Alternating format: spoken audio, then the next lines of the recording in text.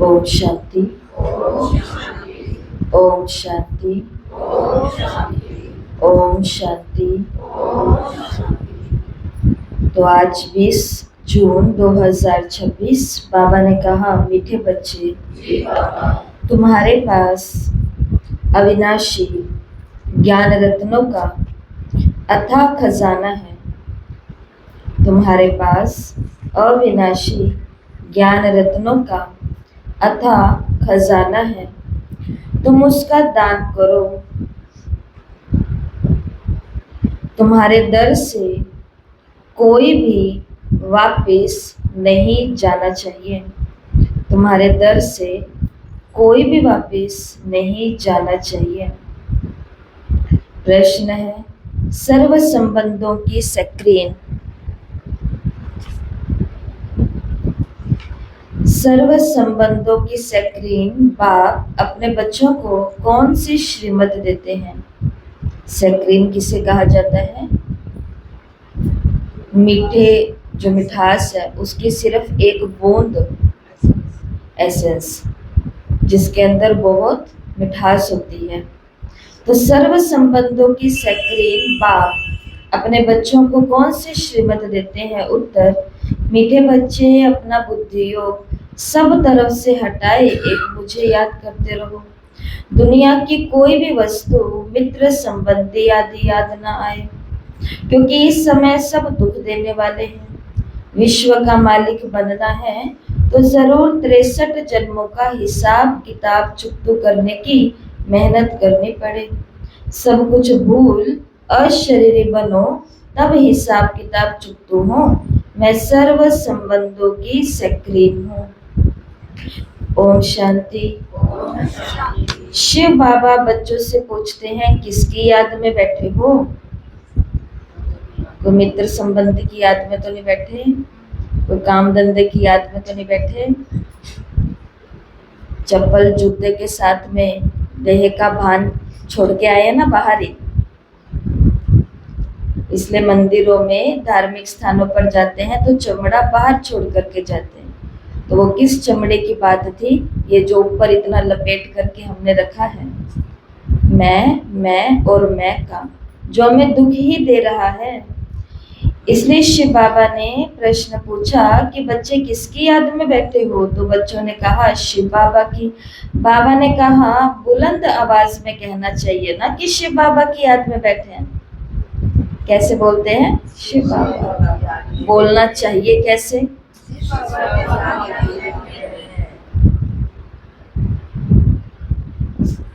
तुम बच्चे अर्थात आत्माओं का कनेक्शन शिव बाबा से है। तुम शिव बाबा के बनते हो इन द्वारा, क्योंकि शिव बाबा इनके द्वारा ही मिलते हैं। ये बीच में दलाल ही कहा जाता है। तुम्हारा दलाल से कोई कनेक्शन नहीं, ये तो सिर्फ बीच में मार्फत है। माना ये तो केवल बीच में एक एजेंट है। लेन देन का हिसाब किताब बाप के साथ होना है, इनके साथ नहीं। इनका भी लेन देन बाप के साथ है। ये भी उस बाप को कहते हैं, बाबा मेरा सब कुछ आपका। तुम्हें भी एक तो ये निश्चय है कि हम आत्मा है, और दूसरा ये भी निश्चय है कि हम आत्माएं अभी उस परमात्मा से वर्षा ले रहे हैं। मनसा वाचा कर्मणा, तन मन धन से हम शिव बाबा के मददगार बनते हैं। ये सब कुछ शिव बाबा को अर्पण किया हुआ है। फिर शिव बाबा डायरेक्शन देते हैं, ऐसे ऐसे ये करो। इसको कहा जाता है श्रीमत। लेन देन हमारा सारा किससे चल रहा है? ले भी शिव बाबा से रहे हैं। जो बाबा के घर आते हैं, भले एजेंट के रूप में उन्हें कोई भी मिले, बिचौलिया, दलाल, कुछ भी बोलो, लेकिन वो शक्ति लेने किससे आते हैं? बाबा से। योग लगाएंगे तो शक्ति वही देगा, योग लगाएंगे तो अनुभूतियां भी वही कराएगा, योग लगाएंगे, पढ़ाई को अच्छे से पढ़ेंगे तो फिर नए नए प्लान्स भी, नई नई युक्तियां भी वही देगा। तो देने वाला भी वही है। और जब हम कुछ देते हैं तो उस समय भी क्या सोचना चाहिए कि हम भी किसको दे रहे हैं? शिव बाबा को दे रहे हैं। उस समय देते समय फिर हम क्यों सोचते हैं कि हम इनको दे रहे हैं, हम उनको दे रहे हैं? सोचते हैं तभी तो कम ज्यादा का हिसाब सारा अंदर चलता है ना।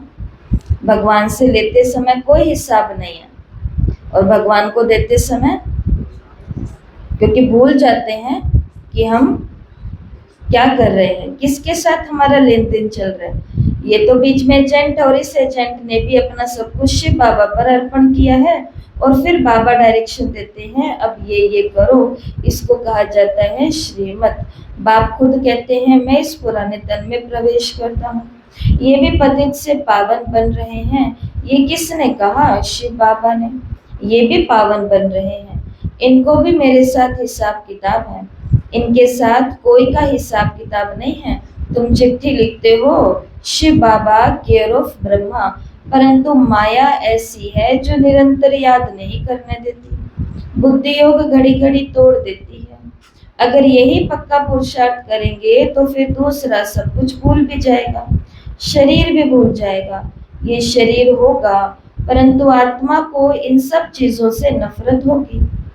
ये अवस्था जमाने की प्रैक्टिस करनी होती है, अंत में हमको अपना शरीर भी याद ना पड़े।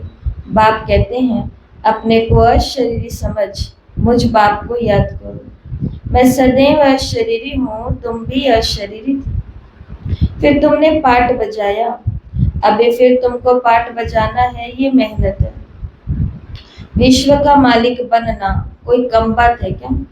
मनुष्य ही विश्व का मालिक बन सकता है। ये देवताएं भी मनुष्य हैं, परंतु इनको दैवी गुण वाले देवता कहा जाता है। लक्ष्मी नारायण विश्व के मालिक थे, इन्हों के अपने बच्चे होंगे, वही उनको माँ बाप मानेंगे। परंतु आजकल मनुष्य अंधश्रद्धा में इन लक्ष्मी नारायण को भी त्वमेव माता च पिता ऐसा कहते हैं। वास्तव में ये महिमा तो एक शिव बाबा की है। देवताओं की महिमा गाते हैं, आप सर्वगुण संपन्न, हम निर्गुण हारे में कोई गुण नाही। परंतु उन्हों की पूजा क्यों करते हैं, ये किसी को भी पता नहीं। अभी तुम ऐसी महिमा नहीं गाएंगे कि तुम माता पिता हम बालक। हाँ, तुम जानते हो शिव बाबा वो निराकार परम पिता परमात्मा है, उनसे ही सुख घनेरे मिलते हैं। बाकी जो भी संबंधी आदि हैं उनसे डैश ही मिलता है। क्या? दुख मिलता है। जब उनसे दुख मिलता है तो फिर कौन याद आता है, और जब उनसे सुख मिलता है तो जब उनसे सुख मिलता है तो भी वो ही याद आना चाहिए कि बाबा आपका थैंक्स कि आपने ऐसे संबंधी रखे कि कम से कम मेरा बुद्धि योग आपसे जुड़ा रहता है। सुख मिले या दुख मिले उधर ही, पर मिलना क्या है, बाबा ने कहा अभी पुराने हैं ना सब हम, तो एक दो से क्या ही मिल जाता है, दुख तो मिल ही जाता है। तो बाकी जो भी संबंधी आदि हैं उनसे दुख मिलता है। ये तो एक सक्रीन है जिससे सर्व संबंध की रचना मिलती है। इसलिए बाप कहते हैं मामा काका चाचा आदि सबसे बुद्धि योग हटाए, माँ में कम याद करो। ये भी कहाँ के महावाक्य हैं? गीता के अंदर। क्योंकि पांडवों के सामने कौन खड़े हैं? मामा भी है, काका बड़े पापा भी है, चाचा भी है, ऐसे रिश्तेदारियां सामने खड़ी है। इसलिए इनसे बुद्धि योग हटाओ, माम एकम याद करो। तुम गाते भी हो दुख हरता सुख करता, सर्व का सदगति दाता एक ही है, वही हमारा सब कुछ है। लौकिक बाप से भी दुख मिलता है, बाकी टीचर है जो किसी को भी दुख नहीं देते। बाप टीचर पास जाकर पढ़ने से तुम शरीर निर्वाह करते हो, हुनर सिखाने वाला होता है ना, वो सब अल्पकाल के लिए टीचिंग करते हैं। भक्ति में महिमा है एक राम अथवा परमपिता परमात्मा की ही महिमा करते हैं, उनको ही याद करते हैं। वास्तव में भक्ति भी एक की ही करनी चाहिए, वो एक ही तुमको पूज्य बनाते हैं। तुम पहले पहले शिव बाबा की एक की ही भक्ति करते थे, पूजा करते हो, उनको सतो प्रधान भक्ति कहा जाता है। फिर आत्मा भी सतो प्रधान से सतो रजो तमो बनती है, और तुम समझते हो कि हम पुजारी बनते हैं।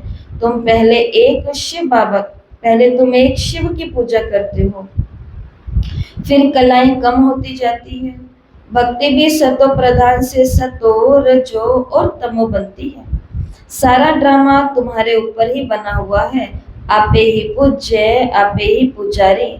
जो 84 जन्म पूरे लेते हैं, ये उन्हों की ही कहानी है।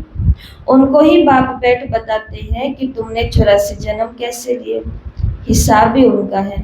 जो पहले पहले पूज्य देवी देवता बनते हैं, वही पुजारी बनते हैं। तो वो पूज्य भी बनते हैं और पुजारी भी। बाबा ने कहा द्वापर युग आता है तो ऐसे नहीं सभी देवताओं की पूजा करनी शुरू कर देते। ये तो आपने अपने बड़ों के भी जीवन में देखा होगा कि मंदिर के अंदर एक कोई पितर या कोई एक इष्ट देवता की फोटो रखा करते थे। मेन वो फोकस करते थे संध्या को दिया जलाने पर। बाकी उनका इधर उधर ध्यान नहीं था ज्यादा। उनका ध्यान था कि संध्या हो गई है, दीपक जलाना है, दिया बत्ती करनी है, बस। और अब चलते चलते चलते कलयुग आया और हम कहाँ तक पहुंच गए? कहाँ तक पहुंच गए हम? ऐसा कौन सा देवता है जिनके पास हम नहीं पहुंचे होंगे? सबके पास पेड़ पौधों तक पहुंच गए, गोबर तक पहुंच गए, और क्या चाहिए था? बस इतना सही तमो प्रधान भक्ति और सतो प्रधान भक्ति में अंतर होता है। सतो प्रधान भक्ति थी तो हमको केवल भगवान से लेना देना था, मतलब वस्तु चाहिए। आपके सानिध्य में बैठना है, आपके लिए समय निकालना है, आपके लिए कुछ करना है। सतो रजो तमो और तमो प्रधान आज जो हम भक्ति कर रहे हैं, वो आते आते कोई 100 में से 1-2% ऐसी विरली आत्माएं होंगी जो भक्ति केवल भगवान के लिए कर रही है। नहीं तो सारी भक्ति किसके लिए चल रही थी हमारी? भगवान से कुछ लेने के लिए। तो वो इस भगवान ने नहीं दिया तो वो दूसरा भगवान देगा। फिर ऐसे करते करते पुरानों से छूट नहीं पाए और नयों को लाते रहे। फिर ऐसे हमारी थोड़ी फैमिली बड़ी हो गई। फिर शिव बाबा आया, समय लगा, धीरे धीरे धीरे फिर से हमारी अवस्था उसी द्वापर की भक्ति तक आ गई, जिसको कौन सी भक्ति कहते हैं? अव्यभिचारी, एक की भक्ति करना। तो बाबा ने कहा तुम आपे ही पूज्य बनते हो और आपे ही पुजारी बनते हो। पुजारी में भी सतो प्रधान पुजारी बनते हो, रजो बनते हो, तमो बनते हो, तमो प्रधान भी बनते हो। तो अभी तो शिव बाबा कहते हैं मैं कल्प कल्प आकर के तुमको पढ़ाता हूँ और देवी देवता धर्म की स्थापना करता हूँ, राजयोग सिखाता हूँ। भगवान तो एक ही होता है। वो तो कहते हैं ठीक कर भीतर कण कण में परमात्मा है। बाबा ने कहा परंतु ऐसा तो नहीं हो सकता। भगवान की तो महिमा अपरंपार है। कहते हैं हे बाबा तुम्हारी गतमत न्यारी है, अर्थात तो तुम्हारी जो श्रीमत मिलती है वो सबसे न्यारी है। ऐसा ही कहते हैं ना सभी कि यहाँ पर तुम्हें अलग ही बातें सिखाई जाती है। हमने तो ऐसा कभी नहीं सुना कि परिवार में ऐसे रहना होता है, ऐसे खाना होता है। हमने तो कभी नहीं सुना। तभी तो फिर भक्ति में गाया कि ओहो प्रभु तेरी लीला अपरंपार है, ओहो प्रभु तेरी गतमत न्यारी है। अगर वो संसार की तरह ही आकर के रहना सिखाता तो फिर उसको अलग से ज्ञान आकर के क्यों सुनाना पड़ता, जबकि पहले से ही हमारे पास इतने वेद शास्त्र उपनिषद सब कुछ उपलब्ध है। तो उसकी गतमत न्यारी है, अर्थात श्रीमत जो मिलती है वो सबसे न्यारी है। बाप को कहते हैं गति सदगति दाता, परम पिता परमात्मा। तो बुद्धि ऊपर में जाती है। बाबा ने कहा दुख के टाइम उनकी याद आती है। अगर राम सीता बुद्धि में हो तो फिर सारा रामायण भी बुद्धि में आ जाए। तुम तो पुकारते ही हो उस बाप को, सिवाय एक बाप के कोई भी साकारी मनुष्य व आकारी देवता से बुद्धि नहीं लगानी है। पतित पावन एक ही है। कोई भी सत्संग में जाकर के यही गाते हैं पतित पावन सीताराम, पर अर्थ नहीं समझते। तो इस दोहे के अंदर या इस वाक्य के अंदर 2 सीता और 2 राम को याद किया गया है। तो वाक्य क्या है, पूरा दोहा क्या है? रघुपति राघव राजा राम, पतित पावन सीताराम। तो रघुपति राघव राजा राम, जो रघुकुल का नाथ था वो कौन था? राजा राम, त्रेता युग के दशरथ के बेटे धनुषधारी श्री राम। और दूसरी लाइन क्या आती है, पतित पावन सीताराम। हर आत्मा सीता जो पतित बन गई है उसको पावन करने वाला वो राम है। इसलिए फिर रामचरितमानस के अंदर आता है, एक राम दशरथ का बेटा, एक राम घट घट में बैठा, एक राम सकल पसारा, एक राम इस जग से पारा। तो यहाँ पर जो पतित पावन सीताराम की बात आ रही है, ये कौन से राम की है, तीनों राम की नहीं है। वो राम जो धनुषधारी हैं वो भी पतित से पावन नहीं बना सकते हैं। एक राम जो सबके अंदर बैठा है, आत्मा राम, ये तो खुद ही पतित बन जाती है, ये कैसे किसी को पावन बनाएगी, खुद ही दुखी है आत्मा। तीसरा राम, वो भी किसी को पावन नहीं बना सकता, क्योंकि मुझ पतित आत्मा ने उसको भी पतित बना दिया है, और वो है प्रकृति राम। इसलिए पेड़ पौधों को भी लोग भगवान कहते हैं। यूथ जो है, नई जनरेशन जो है, नई पीढ़ी है, उनके लिए इतने सारे भगवान सबने खड़े कर दिए, तो वो एक ही बात समझते हैं, वो कहते हैं या तो हमारे माँ बाप हमारे भगवान है। माँ बाप के अंदर भी वो कमियां देख लेते हैं कि इनके गुण है ही नहीं भगवान वाले, तो वो कह देते ये भी भगवान नहीं है। फिर वो किसको भगवान मानते हैं, माँ प्रकृति को। सहन ये कर रही है, दे ये रही है, सूर्य दे रहा है, हवा दे रही है, जल दे रहा है, सब हमें दे रहे हैं, हमारे तो भगवान यही है। अब हम इन्हीं भगवान का जो कार्य है, इनका संरक्षण करना है, इनका बचाव करना है, या इनका कुछ भी करना है। तो कोई भी किसी को नहीं बचा सकता, एक ही पतित पावन राम है जो सभी सीताओं को, चाहे वो प्रकृति राम है, चाहे वो आत्मा राम है, चाहे वो राजा राम वाली आत्मा है, सबको एक ही राम है जो पावन बनाएगा। बाबा ने कहा, और सत्संगों में जाते हैं तो ये गाते हैं, परंतु इसका अर्थ तो नहीं समझते ना। ये सब है भक्ति मार्ग के गायन, सब रावण की जेल में है। भक्ति मार्ग में बहुत भटकते हैं, यहाँ भटकने की कोई बात नहीं है। यहाँ भटकना नहीं, आना है, कॉपी पेन लानी है, बैठना है, अपनी सीट पर निकालनी है और नोट्स तैयार करना है। पढ़ाई है यहाँ पर ज्यादा फोकस लगाना पड़ेगा, भटकने की बात ही नहीं है। बाप समझाते हैं बच्चों को पॉइंट्स, बुद्धि में अच्छी रीति धारण करनी है, पढ़ाई रेगुलर करनी है। अगर कोई कारण से सवेरे नहीं आ सकते तो दोपहर को आ जाना चाहिए, किसी को तंग भी नहीं करना है। बाबा ने कहा सुबह नहीं आ सकते तो दोपहर को आ जाओ, तो सुबह तो मैं आ ही नहीं सकती, चलो भाई बाबा ने तो, दीदी ने गेट खोला नहीं दोपहर को, क्योंकि बाहर बोर्ड लगा हुआ है 12 बजे के बाद बंद है, और हम आ गए थे दोपहर को 2 बजे, क्योंकि बाबा ने मुरली में कहा है दोपहर को भी आके सुन सकते हैं। दीदी ने कहा कि माता जी आप क्यों आए दोपहर के अंदर, देखो आपको गर्मी लग गई ना, तो वो कहेगी बाबा ने कहा था। दीदियां अपनी मर्जी चलाती हैं, अपना घर समझती हैं, बाबा ने कहा था। बाबा की तो दीदियां भी नहीं मानती। आगे की लाइन भी सुन लो, किसी को तंग भी नहीं करना। आते हैं दोपहर को भी आते हैं, संध्या के समय जब गेट बंद हो जाते हैं उसके बाद भी आते हैं, लेकिन वो आत्माएं कौन सी होती है, जो बहुत मजबूरी में है, उनके लिए अलग बात है। बाकी सुबह नहीं आए क्योंकि आंख नहीं खुली, सुबह नहीं आए क्योंकि रात को देरी से सोए थे, सुबह नहीं आए क्योंकि मन नहीं था, सुबह नहीं आए क्योंकि घर में कोई बात हो गई तो मेरा मूड खराब हो गया, इसलिए सुबह नहीं आए, तो चलो भाई दोपहर को चले जाते हैं। तो ये क्या हुआ, हमारे लिए एक्स्ट्रा पंखा चला या नहीं चला, हमारे लिए एक्स्ट्रा लाइट चली या नहीं चली, हमारे लिए बहनों को एक्स्ट्रा समय देना पड़ा या नहीं देना पड़ा। तो जब संगठन में सब हो रहा था, कोशिश करो वहीं आने की, नहीं तो फिर एक्स्ट्रा अगर कुछ कर रहे हो तो एक्स्ट्रा कुछ भगवान के घर की व्यवस्था भी करके जाना। फिर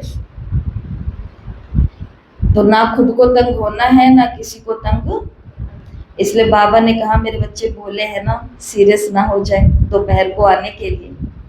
लेकिन बाबा का भाव क्या है, बाबा का भाव ये है, दिन बहुत बड़ा होता है, कारणे अकारणे सुबह नहीं आ पाए तो दिन के किसी भी समय बाबा के घर तो पहुंचो।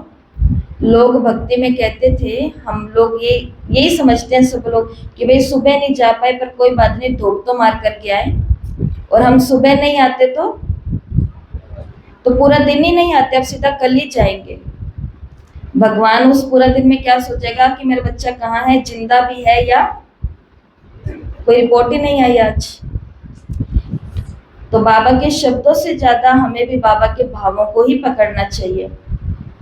फिर से सुनते हैं, अगर कोई कारण से सवेरे नहीं आ सकते हो तो दोपहर को आ जाना चाहिए, किसी को तंग नहीं करना चाहिए। सारा दिन पड़ा है ना, मुरली पड़ी होती है, आओ पढ़ाई करो, अपनी हाजिरी तो लगा करके जाओ, कोई भी समय जा करके पढ़ाई तो करो। ये बच्चियां सुबह से लेकर के शाम तक सर्विस पर है, ब्रह्मा कुमारियां, वो तो सुबह से लेकर शाम तक है, सारा दिन सर्विस स्टेशन खुले हुए हैं, आओ सर्विस लो और जाओ। कोई भी आए उनको रास्ता बताना है। यहाँ पर पहले पहले तो बताना है कि तुम विचार करो, तुमको दो बाप है, दुख में पारलौकिक बाप को ही याद करते हो ना। अभी शिव बाबा कहते हैं मामे कम याद करो, मौत तो सामने खड़ा है। ये वही महाभारत लड़ाई है, भल बड़े पदमपति हैं, करोड़पति हैं, बड़े बड़े मकान आदि बनाते हैं, परंतु वो रहने के लिए थोड़े ही हैं, सब टूट जाने हैं। वो समझते हैं कलयुग की आयु लाखों वर्ष है, इनको कहा जाता है घोर अंधियारा।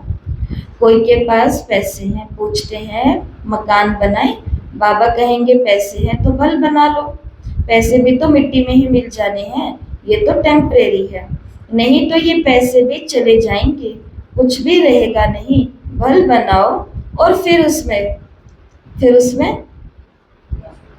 उसमें गीता पाठशाला का प्रबंध भी रखो। उस दिन भी यही कहा था ना, पैसे ज्यादा हैं, बाबा से पूछते बाबा घर बना रहे, तो बाबा क्यों मना करेंगे, बाबा कहेंगे भले बनाओ, लेकिन उसके अंदर क्या कर दो, एक आत्माओं के लिए प्याऊ भी बना दो, जहाँ प्यासी आत्माएं आकर के ज्ञान जल पिएंगी।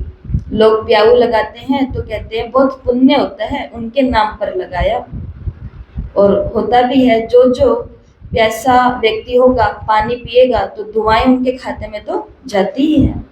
तो वो स्थूल बातें हैं और ये बहुत सूक्ष्म बातें हैं। तो ये पाठशालाएं जो होती है ये एक प्याऊ का भी काम करती है, ये एक लंगर का भी काम करती है। जैसे स्थूल में हमने देखा ना, गुरुद्वारों और में लंगर चलती है बड़े लेवल पर, जो भी आएगा, जहां से भी आएगा, जितना भी आएगा, सब आओ और खाओ पेट भर करके जाओ। तो दुआएं मिलती है कि नहीं मिलती, वो सब स्थूल चीजें हैं, वो भी जरूरी। यहाँ पर भगवान कहता है उस पेट को कितना भी भर लो, लेकिन आत्मा तो भूखी की भूखी रह गई ना। उस कंठ को कितना भी सबने गिला कर लिया, लेकिन आत्मा की प्यास तो प्रेम की रह ही गई, इसलिए तो वो भटक रही है चारों तरफ। भगवान कहते हैं ऐसी पाठशाला खोल दो, जो तुम्हारे दर पर कोई भी आए उनको फिर भिक्षा दो, उनको एकदम विश्व का मालिक बना दो। और भिक्षा में भी क्या दो, विश्व का मालिक बना दो। तो सोचो जो भिक्षा में किसी को मालिक बना दे देगा, वो खुद इस दुनिया का कितना बड़ा मालिक होगा कि वो औरों को मालिक बना रहा है। तुम्हारे पास तो अथाह ज्ञान धन है, इतना कोई के पास नहीं है। तुम्हारे पास सबसे साहूकार वो है जिनके पास ज्ञान रतन बुद्धि में भरे हुए हैं। कोई भी आए तुम उनकी झोली भर दो, तुम्हारे पास इतना खजाना है, सिर्फ ये बोर्ड लगा दो, आओ हम आपको सदा सुखी स्वर्ग का वर्षा पाने का रास्ता बताएं। परंतु बच्चों को नशा नहीं रहता। नशा मकान बनाने का तो है, पर उसके अंदर एक क्लास खोलें, क्योंकि क्लास खोलना वाला माना जिम्मेवारी होना, उसके लिए आपको तो रुकना ही पड़ेगा, खोलना ही पड़ेगा, बैठना ही पड़ेगा, और अनजान अजनबी लोगों को ला करके कोई ज्ञान की चर्चा करनी पड़ेगी, फालतू बातें नहीं करनी फिर।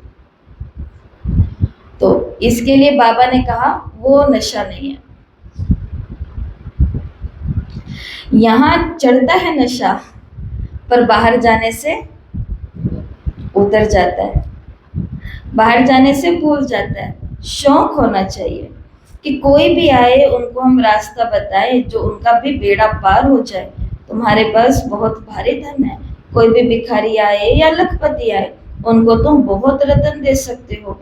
बाबा यहाँ नशा चढ़ाता है, फिर सोडा वाटर हो जाता है। सोडा वाटर ऊपर बुलबुले एकदम से आते हैं, फिर बाद में शांत हो जाता है। बाबा तुम्हारी अविनाशी ज्ञान रत्नों से झोली भर देते हैं, परंतु सब नंबरवार है। किसी की तकदीर में है तो पूरी रीति से धारण कर लेते हैं। बाबा कहते हैं कोशिश कर, तुम निरंतर याद में रहो, ऐसे नहीं कि सेंटर में जाकर के एक जगह बैठ जाना, नहीं, चलते फिरते जो भी समय मिले बाप को याद करते रहना है। हथ काटे दिल अर्थात बुद्धि का योग बाप के साथ हो। ऐसा भी नहीं कि जब जब सेवा केंद्र पर जाएं और जाकर के बैठ जाएं कि आओ हमें योग कराओ, आओ हमें ज्ञान सुनाओ। बाबा ने कहा ऐसा भी तो नहीं होना चाहिए ना। सेंटर पर जाओ, वहां पर भी क्या करो, चलते फिरते काम करते हुए हाथ काटे, हाथों से कार्य वहां पर करो और दिल से उस परमात्मा को, करतार को याद करते रहो, तो तुम्हारा बहुत कल्याण हो जाएगा। 21 जन्म के लिए तुम साहूकार बन जाएंगे। बेहद का बाप बेहद का वर्षा देते हैं। भारत स्वर्ग था, अभी नरक है। बाबा कहते हैं अब मुझे याद करो तो तुम्हारी आत्मा सतो प्रधान बन जाएगी। बाप को याद करेंगे तो नशा चढ़ेगा। हमारे जैसा धनवान सृष्टि में कोई नहीं। बाप ही याद नहीं होगा तो फिर धन कहाँ से आएगा। स्वर्ग में तो तुम बच्चों को अपार सुख मिलता है। शास्त्रों में तो कितनी दंत कथाएं लिखी है। एक गाते हैं राम राजा राम प्रजा, तो ये भी रामायण में आता है कि राम के राज्य में राम भी राजा, राजा भी राम है, प्रजा भी राम है, साहूकार भी राम है। मतलब सब लोग इतने सुखी है ना कि जिस अवस्था में खुद राम है उसी अवस्था में वहां की प्रजा और साहूकार है। धर्म का उपकार है। और फिर कहते हैं राम की सीता चुराई गई, बंदरों की सेना ली। आगे खुद भी पढ़ते थे, कुछ भी समझते नहीं थे। अभी तो कितनी बातें समझ आई। जिस राम के राज्य में राम राजा राम प्रजा राम साहूकार है और जहां पर करते सब केवल उपकार है, उस राज्य के अंदर किसी की स्त्री चुराई जाए तो ऐसा तो असंभव है। अब तुमको कितनी समझ मिली है, कितनी वंडरफुल बातें लिखी हैं। बाबा कहते हैं मुझे प्रकृति का आधार लेना पड़ता है। त्रिमूर्ति में ब्रह्मा विष्णु शंकर दिखाते हैं, परंतु ये भी समझते नहीं कि विष्णु कौन है, कहाँ के रहने वाले हैं। विष्णु के मंदिर को नर नारायण का मंदिर कहते हैं, परंतु अर्थ तो कुछ भी नहीं समझते। विष्णु के ये दो रूप लक्ष्मी नारायण हैं जो सतयुग में राज्य करते थे। अभी तो मनुष्य से देवता बन रहे हो। कोई भी आए तो बोलो ये ब्रह्मा कुमार ब्रह्मा कुमारियां हैं। तो प्रजापिता ब्रह्मा सबका बाप हुआ। बहुत ढेर के ढेर प्रजा है। नाम तो सुना है ना, भगवान ने ब्रह्मा द्वारा ब्राह्मण रचे। और ये भी शास्त्रों में क्या आता है कि भगवान ने ब्रह्मा के द्वारा ब्राह्मण रचे। और कहाँ से रचे, मुख से ब्राह्मण निकल कर के आए। तो उस दिन हमने मम्मा की मुरली सुनी और मम्मा ने क्या कहा कि मुख से कोई आदमी निकल के आ सकता है क्या। तो वो वाणी ब्रह्मा के मुख से परमात्मा ने ऐसी वाणी चलाई कि सामने जो मनुष्य बैठे हुए थे वो मनुष्य शूद्र मनुष्य से ब्राह्मण मनुष्य में कन्वर्ट हो गए। उन्होंने वाणी सुनते ही लक्ष्य ले लिया कि बस आज से मुझे भी ऐसे ही रहना है, बस आज से जैसा भगवान कह रहा है वैसा मुझे चलना है। तो एक नया जन्म हो गया। गायन तो यही है कि भगवान ने ब्रह्मा द्वारा ब्राह्मण रचे। बाप ने जरूर बच्चों को वर्षा दिया होगा। तुम बच्चों को विश्व का मालिक बनाते हैं। तुम शिव बाबा से वर्षा पाते हो। एक है लौकिक बाप और दूसरा है पारलौकिक बाप। अब ये तुमको अलौकिक बाप मिला है, ये तो जोहरी था, ये थोड़े कुछ जानता था। इसके लिए कहते हैं कि इनके बहुत जन्मों के अंत के जन्म में अंत में आकर के प्रवेश करता हूँ। वानप्रस्थी बनने का रिवाज भी भारत में है। 60 वर्ष की आयु के बाद गुरु के पास चले जाते हैं। बाप इनमें प्रवेश कर रहे हैं। बाप इनमें प्रवेश कर कहते हैं अब तुमको घर चलना है। मुक्ति तो सब चाहते हैं, परंतु मुक्ति को जानते कोई नहीं है। ब्रह्म में लीन तो कोई होता नहीं है। ये तो सृष्टि का चक्र फिरता रहता है, सबको पाठ बजाना है। कहते हैं वर्ल्ड की हिस्ट्री ज्योग्राफी रिपीट होती। ये अनादि ड्रामा बना हुआ है। बाबा ने कहा 84 जन्मों का पाठ तुमको ही बजाना है। ये ज्ञान की डांस होती है। वो लोग फिर डमरू दिखाते। शंकर जी को क्या दिखाते हैं, डमरू बजाते थे, नृत्य करते थे। बाबा ने कहा वास्तव में तो शिव बाबा आकर के अभी ज्ञान का डांस कराते हैं, ज्ञान की डमरू बजाते हैं, तो हर आत्मा अंदर ही अंदर नृत्य करती है, खुश होती है। अब सूक्ष्म वतनवासी शंकर डमरू कैसे बजाएगा? बाप ने समझाया है, ध्यान से सुनना, बुरा बुरा तो नहीं मानेंगे, बाबा की बात तो बुरी नहीं मानेंगे हम, बाबा तो कुछ भी कह सकते हैं हमको, बुरी मान के कर भी क्या लेंगे, ये भी बात है। बुरी भी उसी की मानी जाती है जहाँ पर हमारी कुछ शक्ति है कुछ करने की, उनको कुछ अपना दिखाने की, उससे क्या हम बुरा मानेंगे। तो अभी तो कुछ बाबा ने कहा है, बाबा ने समझाया है, तुम बंदर मिसल थे। क्या होता है बंदर के अंदर? बंदर क्या करता है? टिकता नहीं एक जगह है, जिसे हमारी राजस्थानी भाषा में कहते हैं कि एक जगह सिचला कोनी रेवे, एक जगह टिकते नहीं है बंदर। उसको कह दो यहाँ तुम्हें ये ला करके रख दिया, खा लो, पर ना ये तो खा लूंगा पर उधर से भी कुछ लेकर के आ जाओ, वो भी खा लूं साथ। दूसरा, बंदर के अंदर क्या होता है? सब विकार होते हैं, एक मोह नहीं होता है, सारे के सारे विकार एक्सट्रीम होते हैं, क्रोध और ये लोभ और सब विकार होते हैं, और झपट लेते हैं और एक डाल से दूसरी डाल पर जाता है। इतना होता है कि फ्रीज खोल कर खुद ही सामने खा रहा है, तो मालिक देख रहे हैं तो देखते रहो, हम ही है मालिक यहाँ के। घमंड भी बहुत होता है। शिव बाबा ने कहा तुम भी कैसे थे? बंदर मिसल थे।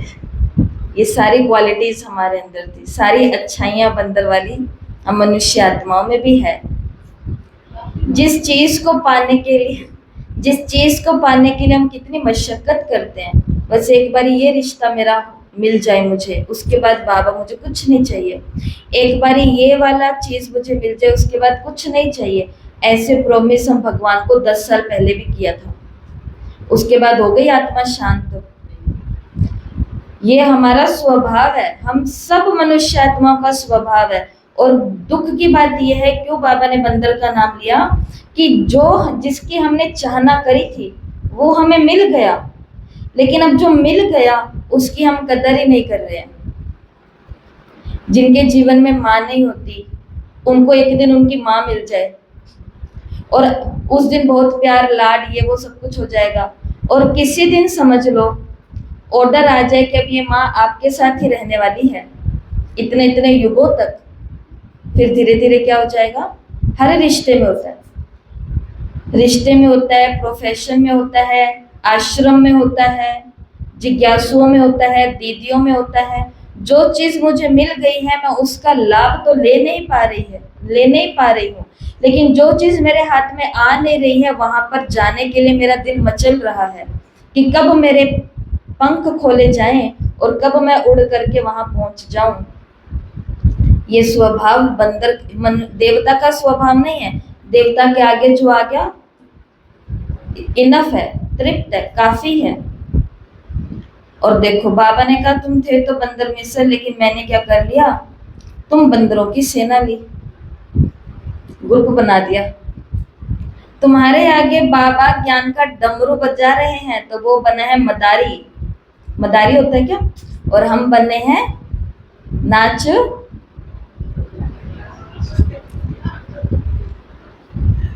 तो वो बंदर जो है हम, तो वो तो डांस करते हैं ज्ञान की, और बाबा है वो ज्ञान का डमरू बजा रहे हैं, तुमको ज्ञान देते हैं। अभी तुम्हारी सूरत और सीरत दोनों पलटा रहे हैं। काम चिता पर बैठ करके तुम काले हो गए हो, बाबा तुमको ज्ञान चिता पर बिठाए, सूरत और सीरत दोनों पलटाए, सांवरे से गोरा बना देते हैं।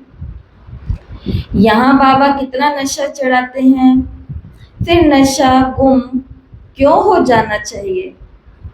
फिर नशा गुम क्यों हो जाना चाहिए? नहीं होना चाहिए। अच्छा, मीठे मीठे सिकिलते बच्चों प्रति माता पिता बाप दादा का याद प्यार और गुड मॉर्निंग। रूहानी बाप की रूहानी बच्चों को नमस्ते। हम रूहानी बच्चों की रूहानी माता पिता बाप दादा का याद प्यार नमस्ते गुड मॉर्निंग ओम शांति शुक्रिया बाबा शुक्रिया।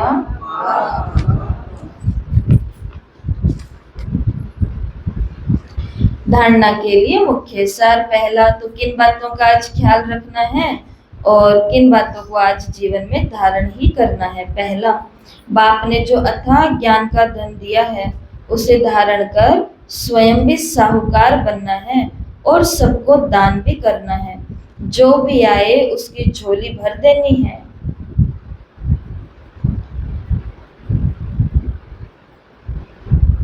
दूसरा, बाप की याद से ही कल्याण होना है, इसलिए जितना हो सके चलते फिरते बाप की याद में रहना है। सर्व संबंधों की रचना एक बाप से लेनी है। अभी बाबा ने जो कहा वो आप लोग ज्यादा महसूस कर पाएंगे, क्योंकि बहुत सारे संबंधों में तो आप लोगों को ही रहना होता है। बाबा ने आज के मुरली में बोला सब संबंध दुखदायी बन गए हैं, उसके अंदर हम खुद भी हैं। मेरे लिए अगर सारे संबंध दुखदायी बने हैं तो मैं भी तो कईयों का कितना सारा संबंधी हूँ ना। मैं कईयों की माँ हूँ, मैं कईयों की बहन हूँ, मैं कईयों की सासू माँ हूँ, मैं कईयों की ननंद हूँ, कईयों की जेठानी, कईयों की देवरानी, कईयों की ये, कईयों की वो और कईयों का वो हूँ। तो केवल वो मेरे लिए दुख बन रहे हैं ऐसा तो नहीं है ना। मैं भी तो कितनों के लिए दुख बनी हुई हूँ, ऐसा भी तो हो सकता है। इसलिए शिव बाबा कहते हैं कि सभी संबंधों का अभिरसना जो है, सुख जो है, वो किससे लेने की कोशिश करो। किससे लेनी है? बाप से लेनी है, क्योंकि एक वो ही सत्ता ऐसी है जो किसी भी हालात में हमको दुख, और वही सत्ता एक ऐसी है जिसको किसी भी हालात में हम भी दुख नहीं पहुंचा सकते। हम कितना भी उसको दुख पहुंचाना चाहें वो दुख को नजदीक आने नहीं देगा। यही एक ऐसा है। और आज का वरदान है सदा बिजी रहने की विधि द्वारा, सदा बिजी रहने की विधि द्वारा व्यर्थ संकल्पों की कंप्लेन को समाप्त करने वाले, व्यर्थ संकल्पों की कंप्लेन को समाप्त करने वाले, संपूर्ण कर्मातीत भव, संपूर्ण कर्मातीत भव। बाबा ने कहा संपूर्ण कर्मातीत बनने में व्यर्थ संकल्पों के तूफानी विघ्न डालते हैं। इस व्यर्थ संकल्पों की कंप्लेन को समाप्त करने के लिए, माना जो लोग ये बोलते हैं कि मेरा व्यर्थ बहुत चलता है बाबा, तो आज बाबा ने उन्हों के लिए कहा है व्यर्थ संकल्पों की कंप्लेन को, शिकायत को समाप्त करने के लिए अपने मन को हर समय बिजी रखो। समय की बुकिंग करने का तरीका सीखो। सारे दिन में मन को कहाँ कहाँ बिजी रखना है, ये अपना प्रोग्राम बनाओ। शरीर के बिजी होने की बात नहीं, वो तो हम पहले से टू मच बिजी हैं। शरीर कितना भी व्यस्त है, लेकिन मन तो अपना काम अंदर बैठा बैठा कहानियां बना ही लेता है ना। बाबा ने उसको बिजी रखने की बुकिंग करो, प्रोग्राम बनाओ। जैसे बुकिंग होती है तो यही होता है ना, आज उनके है, आज उनके, आज उनके है, भाई टाइम नहीं है। मन को बुक करो। बाबा ने कहा, जैसे कुछ उदाहरण दिए बाबा ने, रोज अपने मन को 4 बातों में बिजी करो। पहला मिलन, रू रिहान, कि मैं बीच बीच में बाबा से बातें करूंगी। दूसरा वर्णन, कि मैं दिनचर्या के बीच में बुकिंग करती हूँ कि मैं वाणी की सेवा करूंगी, ज्ञान सुनाऊंगी, वर्णन करूंगी। तीसरा मगन, और चौथा है लगन। इससे समय सफल हो जाएगा और व्यर्थ की कंप्लेन भी समाप्त हो जाएगी। स्लोगन है, सफलता को परमात्मा बर्थ राइट समझने वाले ही सदा प्रसन्नचित रहते हैं। सफलता को परमात्मा बर्थ राइट, माना सफलता क्या है? भगवान के द्वारा मुझे जन्म सिद्ध मिला हुआ अधिकार है। तो सफलता को परमात्मा बर्थ राइट समझने वाले ही सदा प्रसन्नचित रह सकते हैं। ये अव्यक्त इशारे हैं आज के। सदा हर्षित रहने के लिए अपने नेचर को सरल बनाओ, सहनशील बनो। बाबा ने कहा सरलता लाने के लिए सिर्फ एक बात पर ध्यान रखना जरूरी है, अपनी स्थिति स्तुति के आधार पर ना हो। कोई मेरी तारीफ कर रहा है, मेरी महिमा कर रहा है, मेरा गायन कर रहा है, तो मेरी स्थिति अच्छी है। अपनी स्थिति स्तुति के आधार पर ना हो। कई बच्चे कर्तव्य के फल की इच्छा ज्यादा रखते हैं। मैंने इतनी सेवा करी तो अब मेरी क्या होगी, स्तुति होगी। लेकिन ऐसा नहीं होता। इतना करने के बाद भी कभी कभी क्या मिलती है, निंदा, स्तुति, निंदा, मान, अपमान, लाभ, हानि, सुख और दुख। तो विपरीत पक्ष भी आता है सामने। कई बच्चे कर्तव्य के फल की इच्छा ज्यादा रखते हैं, इसलिए जब स्तुति नहीं होती तो स्थिति हलचल में आ जाती है। निंदा होती है तो निधन के बन जाते हैं, निंदा होती है तो भूल ही जाते हैं कि मेरा कोई माँ बाप भी है। हमने उनके ऊपर ही खुद को डिपेंड करके रखा हुआ था ना। अपनी स्टेज को छोड़ धनी को भूल जाते हैं और फिर स्थिति के आधार पर अपनी, इसलिए स्तुति के आधार पर अपनी स्थिति नहीं रखनी है। क्योंकि जो आज स्तुति कर रहे हैं वो कल निंदा कर सकते हैं, और जो आज निंदा कर रहे हैं वो कल स्तुति भी कर सकते हैं। तो ये सामने वाले का नजरिया होता है, वो आपको किस नजरिए से देख रहा है। अगर उसका नजरिया आपके लिए श्रेष्ठ है तो आप कुछ भी गलत कर लो तो भी उसको स्नेह आएगा, जैसे एक माँ को अपने बच्चे पर आता है। सब उसके बच्चे को बुरा कह रहे, लेकिन माँ कहती नाना इसको कुछ मत कहो। वो उसकी निंदा को नहीं सुन सकती है, क्योंकि उसका नजरिया उसके लिए बहुत ऊंचा है। और किसी के लिए हमारा नजरिया ही गिर चुका है तो वो भले ही हमारे लिए अपनी गर्दन भी काट करके रख दे, लेकिन फिर भी हम क्या करेंगे, निंदा करेंगे कि गर्दन ही क्यों काट के रखी, बाकी शरीर तो उधर ही रह गया, किडनी तो उधर ही रह गई, लीवर उधर रह गया, इसका हम बेचेंगे तो क्या मिलेगा। खुश वो तब भी नहीं होंगे। आई समझ में बात। इसके लिए बाबा ने अपने बच्चों को कहा है कि आपको सदा हर्षित रहना है तो अपनी नेचर को थोड़ा इजी बनाओ। इजी नेचर का मतलब है कुछ भी मिले मुझे मेरा कर्तव्य करना है, धनी को नहीं छोड़ना है और अपनी स्थिति को नहीं छोड़ना है। बाबा की एक मुरली आई हुई है, उस मुरली में बाबा ने क्या कहा है, बातें हैं एक कौड़ी की जिसकी आज कोई कीमत भी नहीं है मानो। बातें हैं एक कौड़ी की और स्थिति होती है 1 करोड़ की। 1 कौड़ी की बात के पीछे हम अपनी 1 करोड़ की स्थिति गवा देते हैं। देखो आप सुबह उठे हो, स्नान आदि लिया, शरीर को सेट किया, घर को बंद किया, बच्चों को अंदर सोया ही छोड़ करके आ गए, गली में आए, कितने पशुओं का सबका रिस्क लेते हुए यहाँ पहुंचे, और यहाँ आके भी 1 डेढ़ 2 घंटा आप बैठने वाले होते हो। ये जो 2 3 4 घंटे का कार्यक्रम हम वहां से यहाँ तक करते हैं, सिर्फ किसके लिए, अब जो स्थिति आपकी बनी हुई है किसके, कोई नेगेटिव चल रहा है अभी, व्यर्थ चल रहा है अभी, तो करोड़ रुपए की स्थिति बनी हुई है। लेकिन अभी एक कुछ बात बोल दी, इतने में 1 कौड़ी की बात के पीछे हम अपने इतना जो 4 घंटे का पुरुषार्थ है उसको लात मार देते हैं। मेहनत से ये स्थिति बनती है, तो बिना मतलब की बातों पर, इसलिए 2 छेद मिले हैं, इधर से सुनो, और अगर काम की बात है तो नहीं निकालनी। आज का स्वमान, मैं संपूर्ण कर्मातीत आत्मा हूँ, मैं संपूर्ण कर्मातीत आत्मा हूँ। अच्छा, ओम शांति।